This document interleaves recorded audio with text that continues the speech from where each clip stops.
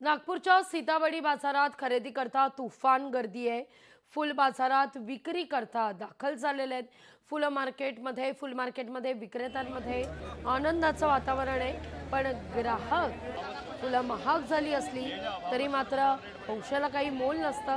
त्यामुळे सणासुदीच्या दिवसात फुलं देखील महाग झालेली असली तरी देखील मोठ्या प्रमाणावर खरेदी करता ग्राहकांनी गर्दी केलेली आहे। या सगळ्याचा आढावा घेतला आपले प्रतिनिधी ज्ञानेश्वर पवार यांनी।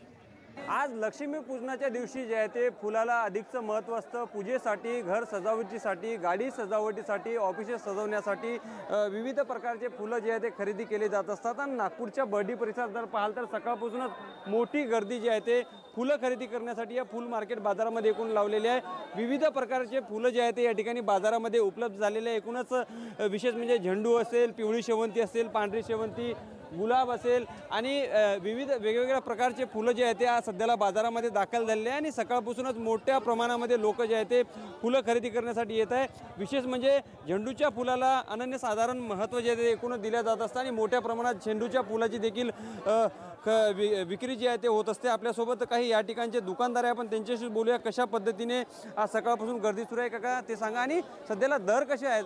कालचे दर दरम्यान नाही का 30-40 रुपये आणि चांगला क्वालिटीचा माल 70-80 रुपयाला विकला गेला।